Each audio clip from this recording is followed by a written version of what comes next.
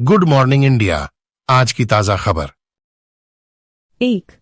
न्यायाधीशों को गरिमा के साथ काम करना चाहिए, ऐसा व्यवहार नहीं करना चाहिए जिससे न्यायपालिका की छवि प्रभावित हो। Bombay high court. बम्बई उच्च न्यायालय ने नशे की हालत में अदालत में आने के आरोपी एक सिविल जज को बहाल करने से इनकार करते हुए मंगलवार को कहा कि न्यायाधीशों को गरिमा के साथ काम करना चाहिए और ऐसे आचरण या व्यवहार में शामिल नहीं होना चाहिए जिससे न्यायपालिका की छवि प्रभावित हो। अनिरुद्ध पाठक 52 ने कथित अनुचित व्यवहार और कई बार नशे की हालत में अदालत आने के कारण सिविल जज जूनियर डिवीजन के पद से हटाए जाने को चुनौती देते हुए उच्च न्यायालय में याचिका दायर की थी। पाठक ने जनवरी 2022 में महाराष्ट्र सरकार के कानून और न्यायपालिका विभाग द्वारा पारित एक आदेश को चुनौती दी जिसमें उन्हें न्यायिक सेवा से हटा दिया गया था। यह आदेश नंदुरबार के प्रधान जिला और सत्र न्यायाधीश द्वारा एक रिपोर्ट प्रस्तुत किए जाने के बाद पारित किया गया था। न्यायमूर्ति एस चंदोरकर और न्यायमूर्ति एस जैन की खंडपीठ ने याचिका खारिज कर दी, यह कहते हुए कि उसे निष्कासन आदेश विकृत नहीं लगा या बिना दिमाग लगाए पारित किया गया। अदालत ने कहा, यह एक सार्वभौमिक रूप से स्वीकृत मानदंड है कि न्यायाधीशों और न्यायिक अधिकारियों को गरिमा के साथ काम करना चाहिए, ऐसे आचरण या व्यवहार में शामिल नहीं होना चाहिए जिससे न्यायपालिका की छवि प्रभावित होने की संभावना हो या जो न्यायिक अधिकारी के लिए अशोभनीय हो। 2. एक पेशेवर कर्मचारी नहीं। दिल्ली एचसी ने कानूनी सेवा प्राधिकरण को वकील को मातृत्व लाभ देने का निर्देश देने वाला आदेश रद्द कर दिया। न्यायमूर्ति वी कामेश्वर राव और न्यायमूर्ति सौरभ बनर्जी की खंडपीठ ने एचसी की एकल न्यायाधीश पीठ के जुलाई 2023 के आदेश को रद्द कर दिया जिसने डीएसएलएसए को एक वकील को उसकी गर्भावस्था के कारण सभी चिकित्सा, मौद्रिक और अन्य लाभ जारी करने का निर्देश दिया था। मातृत्व लाभ अधिनियम के अनुसार दिल्ली उच्च न्यायालय ने मंगलवार को माना कि दिल्ली राज्य कानूनी सेवा प्राधिकरण डीएसएलएसए के साथ पैनल वकील के रूप में एक वकील की नियुक्ति केवल एक पेशेवर के रूप में थी और इसे मातृत्व के तहत लाभ का दावा करने के लिए मजदूरी के लिए रोजगार नहीं कहा जा सकता है। लाभ अधिनियम। न्यायमूर्ति वी कामेश्वर राव और न्यायमूर्ति सौरभ बनर्जी की खंडपीठ ने एचसी की एकल न्यायाधीश पीठ के जुलाई 2023 के आदेश को रद्द कर दिया जिसने डीएसएलएसए को एक वकील को उसकी गर्भावस्था के कारण सभी चिकित्सा, मौद्रिक और अन्य लाभ जारी करने का निर्देश दिया था। मातृत्व लाभ अधिनियम के अनुसार महिला को किशोर न्याय बोर्ड 1 में कानूनी सेवा अधिवक्ता एलएसए के रूप में नियुक्त किया गया था। 3. एमसीडी अस्पताल में टीबी दवाओं की कमी पर दिल्ली एचसी चिंतित, वकील ने 15 दिन में अल्ट्रासाउंड मशीन खरीदने का आश्वासन दिया। एचसी गैर सरकारी संगठन सोशल ज्यूरिस्ट एक नागरिक अधिकार समूह द्वारा दायर याचिका पर सुनवाई कर रहा था जिसमें एमसीडी द्वारा संचालित अस्पताल Rajan Babu institute of pulmonary medicine and tuberculosis (IBI-PMT) में टीबी रोगियों के इलाज के लिए एक अल्ट्रासाउंड मशीन और दवाएं उपलब्ध कराने के निर्देश देने की मांग की गई थी। एचसी ने दिल्ली और केंद्र सरकार की ओर से पेश वकील को दवाओं की उपलब्धता पर निर्देश प्राप्त करने का निर्देश दिया, विशेष रूप से FTC-3 दवा जिसका उपयोग टीबी के इलाज के लिए किया जाता है। शहर में दिल्ली नगर निगम एमसीडी अस्पताल में तपेदिक टीबी रोगियों के इलाज के लिए दवाओं की कमी पर चिंता व्यक्त करते हुए दिल्ली उच्च न्यायालय ने मंगलवार को नागरिक निकाय, केंद्र और दिल्ली सरकार के बीच बेहतर संचार का आह्वान किया। एचसी गैर सरकारी संगठन सोशल ज्यूरिस्ट एक नागरिक अधिकार समूह द्वारा दायर याचिका पर सुनवाई कर रहा था जिसमें एमसीडी द्वारा संचालित अस्पताल Rajan Babu institute of pulmonary medicine and tuberculosis (IBI-PMT) में टीबी रोगियों के इलाज के लिए एक अल्ट्रासाउंड मशीन और दवाएं उपलब्ध कराने के निर्देश देने की मांग की गई थी। 4. कानून की प्रक्रिया का दुरुपयोग। बॉम्बे हाई कोर्ट ने 26 जनवरी को बीकेसी में गैरकानूनी सभा के लिए 40 लग्जरी कारों के मालिकों के खिलाफ एफआईआर रद्द कर दी। बॉम्बे हाई कोर्ट ने हाल ही में निषेधाज्ञा का उल्लंघन करने के लिए लगभग 40 हाई एंड और स्पोर्ट्स कारों के मालिकों के खिलाफ मुंबई पुलिस द्वारा दर्ज की गई एफआईआर को रद्द कर दिया जिसमें 26 जनवरी को 5 या अधिक व्यक्तियों की सभा या गैरकानूनी सभा को प्रतिबंधित किया गया था। पीठ ने कहा कि याचिकाकर्ता मालिक कारों में से किसी ने कोई कृत्य नहीं किया। न्यायमूर्ति प्रकाश डी नाइक और न्यायमूर्ति नितिन आर बोरकर की खंडपीठ ने इस महीने की शुरुआत में इस संबंध में एक आदेश पारित किया जिसकी एक प्रति सोमवार को उपलब्ध कराई गई। बॉम्बे हाई कोर्ट ने हाल ही में निषेधाज्ञा के उल्लंघन के लिए लगभग 40 हाई एंड और स्पोर्ट्स कारों के मालिकों के खिलाफ मुंबई पुलिस द्वारा दर्ज की गई एफआईआर को रद्द कर दिया जिसमें 26 जनवरी को 5 या अधिक व्यक्तियों की गैरकानूनी सभा या सभा को प्रतिबंधित किया गया था। पीठ ने कहा कि कारों के याचिकाकर्ता मालिक किसी सार्वजनिक अधिकारी के काम में बाधा डालने या मानव जीवन को खतरे में डालने के कृत्य में शामिल नहीं थे और उनके खिलाफ कार्रवाई कानून की प्रक्रिया का दुरुपयोग थी। 5. लोकसभा चुनाव 2024, यदि दो राकांपा पर्याप्त भ्रमित नहीं कर रहे थे तो अब बारामती में दो तुतारी हैं। राकांपा सपा शहर इकाई के अध्यक्ष प्रशांत जगताप के अनुसार पार्टी ने भारत के चुनाव आयोग को पत्र लिखकर बारामती निर्वाचन क्षेत्र में एक स्वतंत्र उम्मीदवार को आवंटित प्रतीक पर आपत्ति जताई है। पहले से ही तनावपूर्ण चुनाव प्रचार के बीच बारामती लोकसभा क्षेत्र से जुड़े विवाद कम होने का नाम नहीं ले रहे हैं। अब उम्मीदवारों के लिए चुनाव चिन्ह आवंटन का एक नया मुद्दा तब सामने आया है जब एक निर्दलीय उम्मीदवार को ट्रम्पेट चुनाव चिन्ह आवंटित किया गया, जो कि मराठी में एनसीपी एसपी के चुनाव चिन्ह का नाम था। एनसीपी एसपी ने कल भारतीय चुनाव आयोग ईसीआई को एक आवेदन देकर इस पर आपत्ति जताई, जबकि रिटर्निंग ऑफिसर ने आज निर्दलीय उम्मीदवार को प्रतीक और नाम की पुष्टि की। एनसीपी एसपी को मैन ब्लोइंग तरह का प्रतीक दिया गया है और संगीत वाद्य यंत्र को मराठी में तुतारी कहा जाता है, जबकि स्वतंत्र उम्मीदवार को तुरही का प्रतीक आवंटित किया गया है, जिसे मराठी में तुतारी भी कहा जाता है।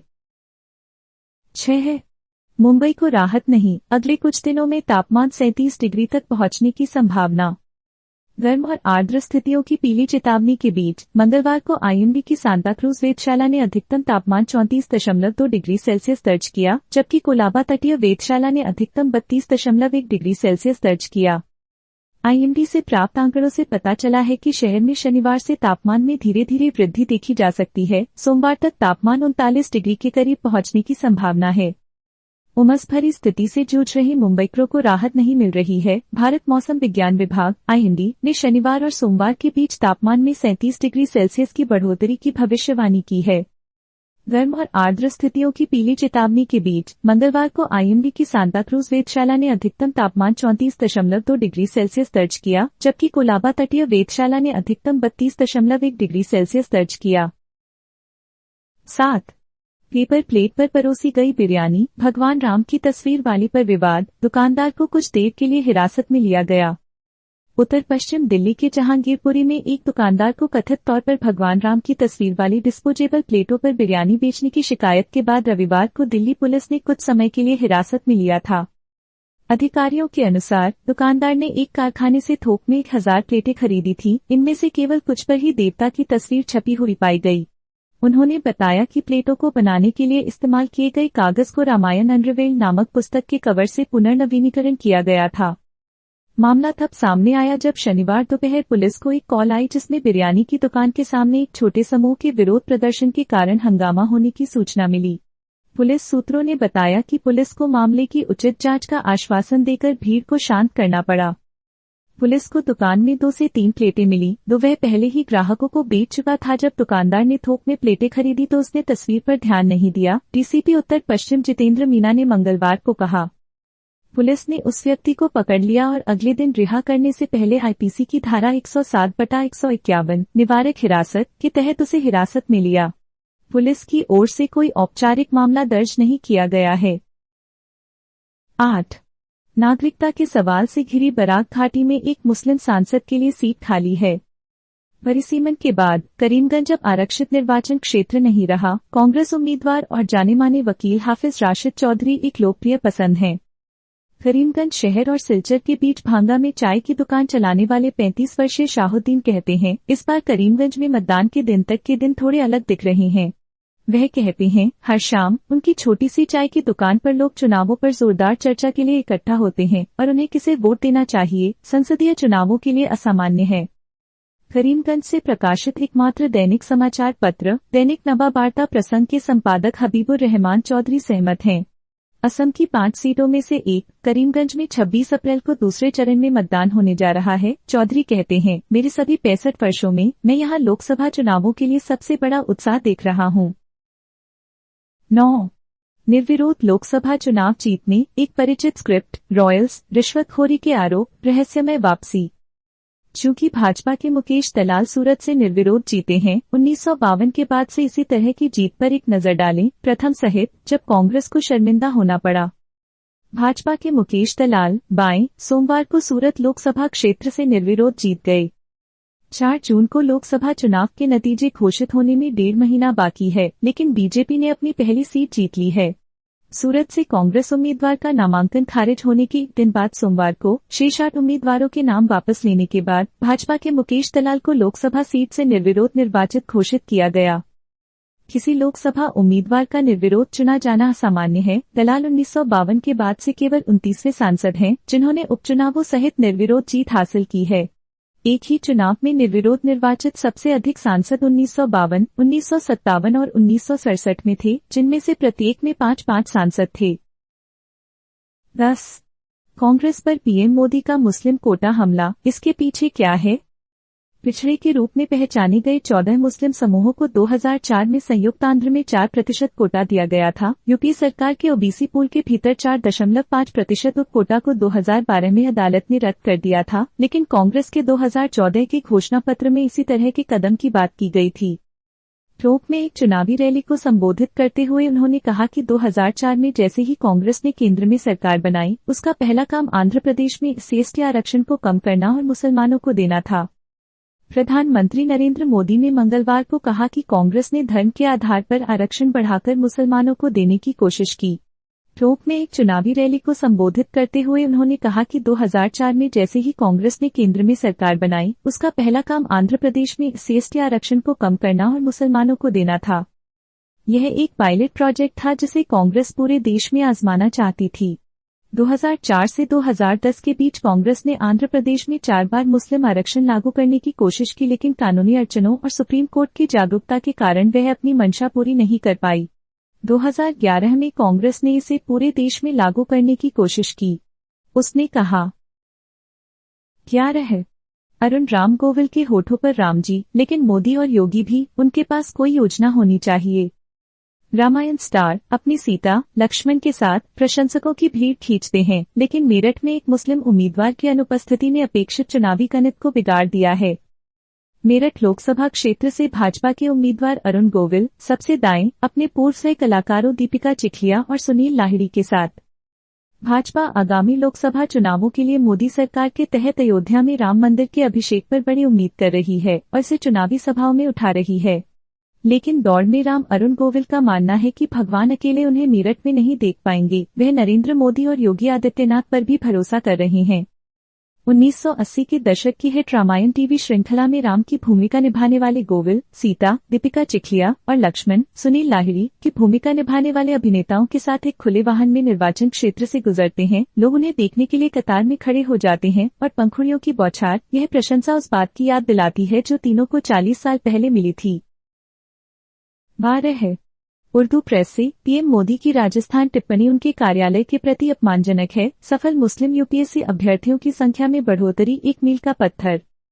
जैसे जैसे लोकसभा चुनाव के लिए प्रचार सप्ताह भर से तेज होता जा रहा है, उर्दू दैनिक समाचार पत्रों ने 21 राज्यों और केंद्र शासित प्रदेशों के 102 निर्वाचन क्षेत्रों में हुए पहले चरण के मतदान में मतदान प्रतिशत में गिरावट पर ध्यान केंद्रित किया है और इसके महत्व को समझने की कोशिश की है।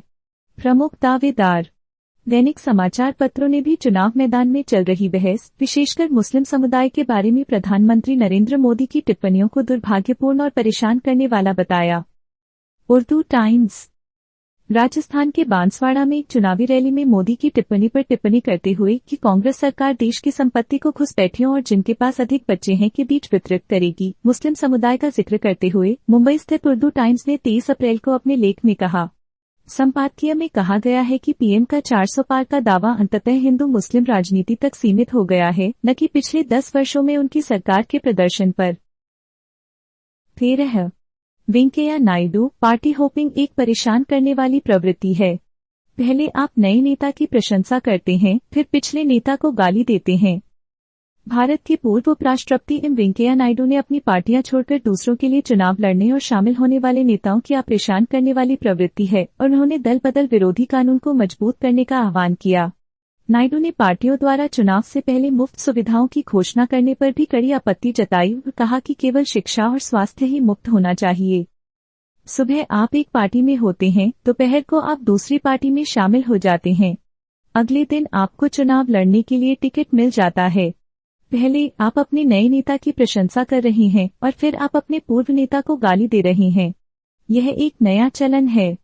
आज आप किसी की तारीफ कर रहे थे, दूसरी पार्टी में शामिल हो गए और पहले नेता को गाली दे दी।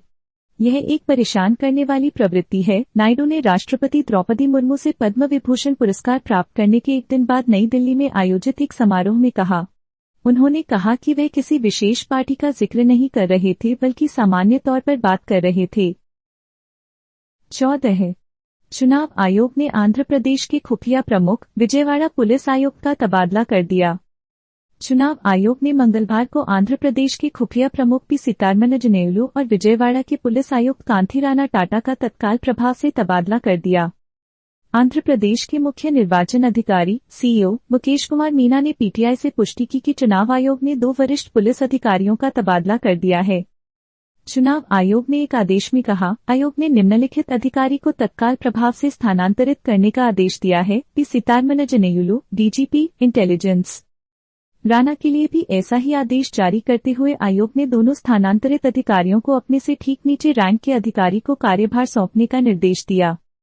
इसके अलावा आयोग ने आदेश दिया कि स्थानांतरित अधिकारियों को दक्षिणी राज्य में एक साथ लोकसभा और विधानसभा चुनाव समाप्त होने तक कोई चुनाव ड्यूटी नहीं सौंपी जानी चाहिए। खुफिया प्रमुख और विजयवाड़ा पुलिस आयुक्त का स्थानांतरण हाल ही में विजयवाड़ा में आंध्र प्रदेश के मुख्यमंत्री वाई.एस. जगन मोहन रेड्डी पर पथराव के बाद हुआ है। इसने मुख्य सचिव को बुधवार दोपहर 3 बजे तक दोनों पदों के लिए 3 आईपीएस अधिकारियों का एक पैनल भेजने का निर्देश दिया। 15 सीए स्पष्ट रूप से भेदभावपूर्ण है, इसे खत्म होना चाहिए, इसकी जगह शरण का कानून लाया जाना चाहिए। चिदम्बरम यह कहते हुए कि नागरिकता संशोधन अधिनियम सीए स्पष्ट रूप से भेदभावपूर्ण है, वरिष्ठ कांग्रेस नेता पी गल उनकी टिप्पणी गृह मंत्री अमित शाह द्वारा विवादास्पद सीए पर कांग्रेस के रुख को लेकर की गई आलोचना के जवाब में आई है। चिदम्बरम की यह कहने के एक दिन बाद कि उनकी पार्टी सत्ता में आने पर सीए को रद्द कर देगी। शाह ने सोमवार को कहा था कि कांग्रेस अपने वोट बैंक को खुश करने के लिए हिंदू, बौद्ध, जैन, ईसाई, सिख और पारसी समुदायों को नुकसान पहुंचाने पर तुली हुई है। शाह की टिप्पणी की आलोचना के बारे में पूछे जाने पर चिदम्बरम ने पीटीआई से कहा, यह केवल मेरी टिप्पणी नहीं है, कांग्रेस के कई नेता स्थिति बता चुके हैं। जब सीए संसद में पेश किया गया तो हम उसका विरोध करते हैं। हमारे सदस्यों ने शाहीन बाग विरोध प्रदर्शन का दौरा किया है। मैंने स्वयं कोलकाता विरोध प्रदर्शन का दौरा किया और हम सीए के खिलाफ विरोध प्रदर्शन करने रहे। 16 मणिपुर में ग्रामीण स्वयंसेवकों के बीच गोलीबारी शुरू हो गई। पुलिस ने बताया कि सोमवार शाम को जातीय हिंसा प्रभावित मणिपुर के इम्फाल पश्चिम जिले में 2 युद्धरत समुदायों के ग्रामीण स्वयंसेवकों के बीच गोलीबारी हुई। एक पुलिस अधिकारी ने कहा कि घटनाओं में अब तक किसी के हताहत होने की सूचना नहीं है, लेकिन दोनों पक्षों की ओर से गोलीबारी में अत्याधुनिक आग्नेयास्त्रों का इस्तेमाल किया जा रहा है।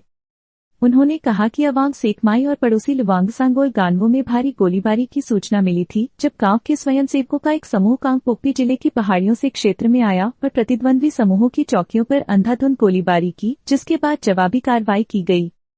पुलिस अधिकारी ने बताया कि घबराए हुए ग्रामीण सुरक्षित स्थानों पर भाग गए और स्थानीय सामुदायिक भवनों में शरण ली। उन्होंने बताया कि रिपोर्ट लिखे जाने तक छिटपुट गोलीबारी जारी थी और स्थिति को नियंत्रण में लाने के लिए अतिरिक्त सुरक्षा बलों को इलाके में भेजा जा रहा था। पिछले साल मई से मणिपुर में इम्फाल घाटी स्थित मेतीस और निकटवर्ती पहाड़ी स्थित कुकीज के बीच जातीय हिंसा में 200 से अधिक लोग मारे गए हैं और हजारों लोग बेघर हो गए हैं। 17 पूर्वी राज्यों में प्रचंड गर्मी, दक्षिण भारत तक फैली गर्मी। भारत मौसम विज्ञान विभाग (IMD) ने कहा कि पूर्वी भारत के बड़े हिस्से में झुलसाने वाली गर्मी लगातार जारी रही और मंगलवार को देश के दक्षिणी हिस्सों में फैल गई। ओडिशा, गंगीय पश्चिम बंगाल, आंध्र प्रदेश और तमिलनाडु के कुछ हिस्सों में अधिकतम तापमान सामान्य से 2 से 7 डिग्री सेल्सियस ऊपर रहा। आंध्र प्रदेश के अनंतपुर में पारा 43.5 डिग्री सेल्सियस और कुर्नूल में 43.2 डिग्री सेल्सियस और तमिलनाडु के सेलम में 42.3 डिग्री सेल्सियस और इरोड में 42 डिग्री सेल्सियस तक पहुंच गया। लू का चल रहा दौर इस महीने में दूसरा है। मौसम विभाग के अनुसार 15 अप्रैल से ओडिशा में और 17 अप्रैल से गंगीय पश्चिम बंगाल में लू की स्थिति बनी हुई है। IMD ने एक बयान में कहा कि अगले 5 दिनों के दौरान पूर्वी भारत और दक्षिण प्रायद्वीपीय भारत में लू से गंभीर लू चलने की आशंका है। अगले 4-5 दिनों के दौरान उत्तर पश्चिम और पूर्वी भारत में अधिकतम तापमान 2-4 डिग्री सेल्सियस और महाराष्ट्र में 3-4 डिग्री सेल्सियस बढ़ने का अनुमान है। अगले 5 दिनों के दौरान पश्चिम बंगाल, कर्नाटक, ओडिशा, तमिलनाडु, बिहार, सिक्किम, तेलंगाना, उत्तर प्रदेश और झारखंड के कुछ हिस्सों में लू से लेकर गंभीर लू चलने की आशंका है। 18 भारत ने मध्यम दूरी की बैलिस्टिक मिसाइल के नए संस्करण का सफल परीक्षण किया। रक्षा मंत्रालय ने कहा कि उपयोगकर्ता प्रक्षेपण ने नई प्रौद्योगिकियों के साथ मिसाइल की परिचालन क्षमता को साबित कर दिया है। भारत ने मंगलवार को मध्यम दूरी की बैलिस्टिक मिसाइल के नए संस्करण का सफल परीक्षण किया। रक्षा मंत्रालय ने कहा कि उपयोगकर्ता प्रक्षेपण ने नई प्रौद्योगिकियों के साथ मिसाइल की परिचालन क्षमता को साबित कर दिया है। परीक्षण फायरिंग रणनीतिक बल कमान के तत्वावधान में आयोजित की गई थी।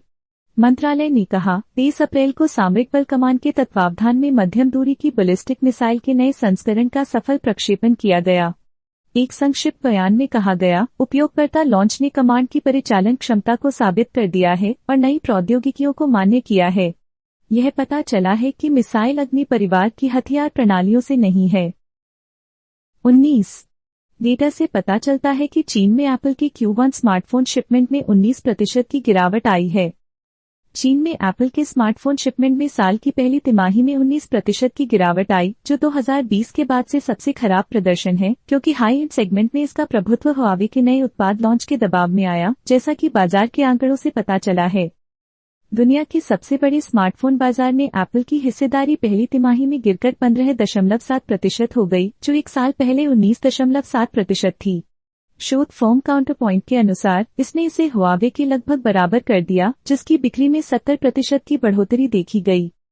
एप्पल ने चीन में प्रतिद्वंद्वी वीवो के मुकाबले सबसे बड़े स्मार्टफोन विक्रेता का ताज खो दिया और तिमाही में तीसरे स्थान पर फिसल गया। उसके बाद हुआवे का स्थान रहा, जिसकी बाजार हिस्सेदारी एक साल पहले 9.3% से बढ़कर 15.5% हो गई। हुआवे से निकला एक मास मार्केट ब्रांड ऑनर दूसरे स्थान पर था। हुआवे की वापसी ने प्रीमियम सेगमेंट में एप्पल को सीधे प्रभावित किया है। इसके अलावा एप्पल की प्रतिस्थापन मांग पिछले वर्षों की तुलना में थोड़ी कम हो गई है, काउंटरपॉइंट विश्लेषक इवान लाइन ने प्रेस विज्ञप्ति में कहा। दूसरी तिमाही के लिए आक्रामक बिक्री पहल के साथ नए रंग विकल्पों की संभावना ब्रांड को सकारात्मक क्षेत्र में वापस ला सकती है। लाइन ने कहा, साप्ताहिक आईफोन बिक्री में धीमी लेकिन स्थिर सुधार देखा जा रहा है। 20 iOS 17.5 अपडेट आपके आईफोन में ये नए फीचर्स पेश करेगा। iPadOS 17.5 अपडेट आईपैड्स के लिए कई नई सुविधाएं भी पेश कर रहा है, जिसमें एक उन्नत बैटरी स्वास्थ्य मेनू और बैटरी स्थिति के बारे में अधिक जानकारी शामिल है। टेक दिग्गज एप्पल वर्तमान में iOS 17.5 बिल्ड का बीटा परीक्षण कर रहा है, जो iOS 18 रिलीज से पहले आखिरी प्रमुख iOS 17 अपडेट हो सकता है। iOS 17.5 बीटा के छिपे हुए कोड ने अब iOS 17.5 द्वारा पेश की जाने वाली कुछ नई सुविधाओं पर प्रकाश डाला है। iOS 17.5 अपडेट की कुछ सबसे प्रमुख विशेषताएं देखीं, जो अगले कुछ हफ्तों में उपलब्ध होंगी। यूरोपीय संघ में वेब वितरण। आगामी iOS 17.5 अपडेट के साथ डेवलपर्स अब ऐप स्टोर या तीसरे पक्ष के ऐप बाजार पर निर्भर हुए बिना सीधे वेब पर अपने ऐप पेश कर सकते हैं। यह सुविधा यूरोपीय संघ में आईफोन उपयोगकर्ताओं तक ही सीमित होगी। 21 कभी कभी मुझे लगता है कि मुझे कभी वह श्रेय नहीं मिला जिसका मैं हकदार था। मुंबई विध्वंसक संदीप शर्मा। कोहली को 7 बार, रोहित को 5 बार और गले को 4 बार आउट करने के बावजूद राजस्थान के तेज गेंदबाज को शायद ही कभी उनका उचित श्रेय मिला हो। जयपुर के सवाई मानसिंह स्टेडियम में राजस्थान रॉयल्स और मुंबई इंडियंस के बीच Indian premier league (IPL) 2024 cricket match के दौरान राजस्थान रॉयल्स के गेंदबाज संदीप शर्मा अपने 5 विकेट का जश्न मनाते हुए। राजस्थान रॉयल्स के तेज गेंदबाज संदीप शर्मा गुमनामी में काम करते हैं। उनके पास तेज गेंदबाज जैसी मजबूत पकड़ नहीं है। वह अक्सर पंजाब किंग्स, सनराइजर्स हैदराबाद और अब राजस्थान रॉयल्स जैसी गैर ग्लैमरस टीमों के लिए खेल चुके हैं, लेकिन अक्सर उसने अपने वजन से ऊपर मुक्का मारा है। हर बार जब वह अच्छा प्रदर्शन करते हैं तो पंडित और प्रशंसक उन्हें कमतर आंकते हैं। मुझे नहीं पता, मैंने इसके बारे में कभी नहीं सोचा, उन्होंने द इंडियन एक्सप्रेस को बताया। एक लंबे विराम के बाद वे कहते हैं, कभी कभी लगता है मुझे मेरा कारण नहीं मिला जो मिलना चाहिए था। कभी कभी मुझे ऐसा लगता है कि मुझे वह श्रेय कभी नहीं मिला जिसका मैं हकदार था। 22 डी कुकेश साक्षात्कार। मैग्नस कार्लसन के साथ अनौपचारिक बातचीत उपयोगी साबित हुई। कैंडिडेट्स को जिताने के लिए टोरंटो आया था। द इंडियन एक्सप्रेस के साथ एक साक्षात्कार में 17 वर्षीय कुकेश ने खुलासा किया कि कैसे उन्हें शुरू से विश्वास था कि वे कैंडिडेट्स को जीत सकते हैं और मैग्नस कार्लसन के साथ बातचीत उनके लिए कैसे मददगार रही। जब डी कुकेश ने कैंडिडेट्स शतरंज टूर्नामेंट के लिए कनाडा की यात्रा के लिए भारत छोड़ा तो बहुत से विशेषज्ञों ने उन्हें अपनी स्तरीय सूची में उच्च स्थान नहीं दिया था। मैग्नस कार्लसन ने प्रसिद्ध रूप से कहा, मैं गुकेश के उम्मीदवारों को जीतने की कल्पना नहीं कर सकता। मुझे लगता है कि वह निश्चित रूप से कम कुछ गेम जीतेगा, लेकिन उसे कुछ बुरी हार भी झेलनी पड़ेगी। मुझे नहीं लगता कि वह खराब प्रदर्शन करेगा, लेकिन मुझे नहीं लगता कि वह बहुत अच्छा भी करेगा। वह अभी छलांग लगाने के लिए बिल्कुल तैयार नहीं है। इसकी अधिक संभावना है कि उसके साथ कोई बुरी घटना घटी हो। कार्लसन की भविष्यवाणियां निश्चित रूप से समझने योग्य थीं, भले ही कठोर हों।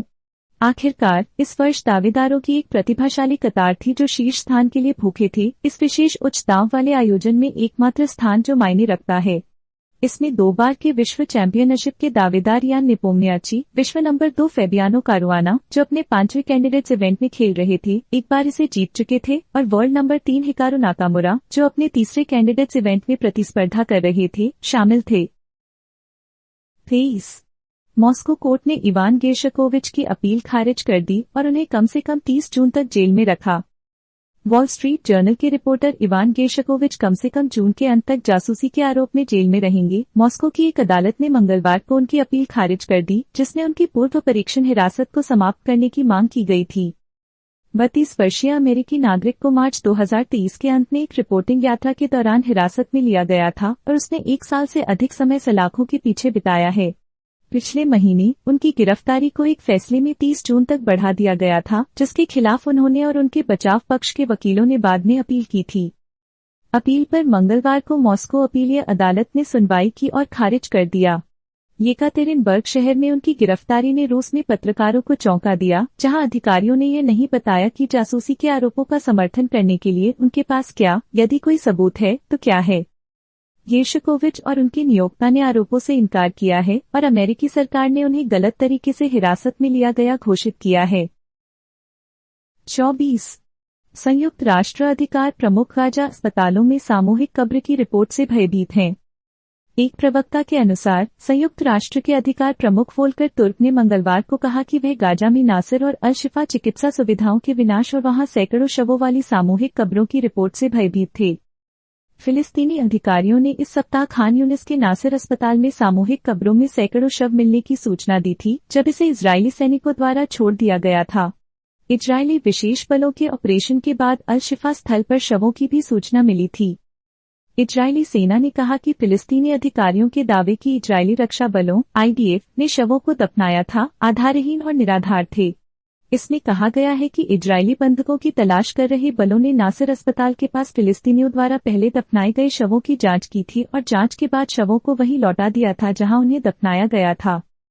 परीक्षा सावधानीपूर्वक तरीके से और विशेष रूप से उन स्थानों पर आयोजित की गई थी जहां खुफिया जानकारी ने बंधकों की संभावित उपस्थिति का संकेत दिया था। एक बयान में कहा गया, मृतक की गरिमा को बनाए रखते हुए सम्मानपूर्वक जांच की गई। 25 फिलिस्तीन समर्थक छात्रों के विरोध प्रदर्शन के कारण येल और न्यू में गिरफ्तारियां हुईं। कोलंबिया ने कक्षाओं को ऑनलाइन स्थानांतरित किया, वह सब जो आपको जानना आवश्यक है। जबकि कोलंबिया ने व्यक्तिगत कक्षाएं रद्द कर दी, न्यूयॉर्क विश्वविद्यालय और येल में दर्जनों प्रदर्शनकारियों को गिरफ्तार कर लिया गया और हार्वर्ड यार्ड के द्वार जनता के लिए बंद कर दिए गए, क्योंकि अधिकारियों का उद्देश्य हमास के साथ इजराइल के युद्ध पर परिसर में तनाव को कम करना था। बेनी के प्लाजा में डेरा टूटने के बाद प्रदर्शनकारी ग्रोव और कॉलेज स्ट्रीट के कोने पर इकट्ठा हुए। न्यू हेवन, कनेक्टिकट, अमेरिका में फिलिस्तीन समर्थक प्रदर्शनकारी येल से सैन्य हथियार निर्माताओं से विनिवेश की मांग कर रहे थे। जैसे जैसे ग्रेजुएशन नजदीक आ रहा है, अमेरिकी कॉलेज सुरक्षा और छात्रों के विरोध के अधिकार को संतुलित करने के लिए संघर्ष कर रहे हैं, क्योंकि कुछ सबसे प्रतिष्ठित विश्वविद्यालयों में फिलिस्तीन समर्थक विरोध प्रदर्शन तेजी से जारी है। जबकि कोलंबिया ने व्यक्तिगत कक्षाएं रद्द कर दी, न्यूयॉर्क विश्वविद्यालय और येल में दर्जनों प्रदर्शनकारियों को गिरफ्तार कर लिया गया और हार्वर्ड यार्ड के द्वार सोमवार को जनता के लिए बंद कर दिए गए, क्योंकि अधिकारियों का उद्देश्य हमास के साथ इजराइल की युद्ध पर परिसर में तनाव को कम करना था। 26 इराक के कताइब हिजबुल्लाह ने इस बात से इनकार किया कि उसने अमेरिकी सेना पर हमले फिर से शुरू कर दिए हैं। यह खंडन उन समूहों पर प्रसारित एक पोस्ट के कुछ घंटों बाद आया जिन्हें ईरान समर्थित सशस्त्र गुट से संबद्ध माना जाता था, जिन्होंने निलंबित होने के लगभग 3 महीने बाद हमलों को फिर से शुरू करने की घोषणा की थी। रॉयटर्स की रिपोर्ट के अनुसार रविवार को इराक के जुमर शहर से उत्तर पूर्वी सीरिया में अमेरिकी सैन्य अड्डे की ओर कम से कम 5 रॉकेट दागे गए। टेलीग्राम मैसेजिंग ऐप पर जारी समूह के एक बयान में कहा गया है कि इराकी सशस्त्र गुट कताइब हिजबुल्लाह ने ये कहते हुए एक बयान जारी करने से इनकार किया है कि उसने अमेरिकी बलों पर हमले फिर से शुरू कर दिए हैं। यह खंडन उन समूहों पर प्रसारित एक पोस्ट के कुछ घंटों बाद आया जिन्हें ईरान समर्थित सशस्त्र गुट से संबद्ध माना जाता था, जिन्होंने निलंबित होने के लगभग 3 महीने बाद हमलों को फिर से शुरू करने की घोषणा की थी। कताइब हिजबुल्लाह ने इसे मनगढ़ंत खबर बताया। 2 इराकी सुरक्षा सूत्रों और एक अमेरिकी अधिकारी ने रॉयटर्स को बताया कि रविवार को इराक के जुमर शहर से उत्तर पूर्वी सीरिया में अमेरिकी सैन्य अड्डे की ओर कम से कम 5 रॉकेट दागे गए। अमेरिकी सेना के खिलाफ हमला फरवरी की शुरुआत के बाद पहला है जब इराक में ईरानी समर्थित समूहों ने अमेरिकी सैनिकों के खिलाफ अपने हमले रोक दिए थे। आप लोगों को धन्यवाद। कृपया लाइक, शेयर और सब्सक्राइब करें।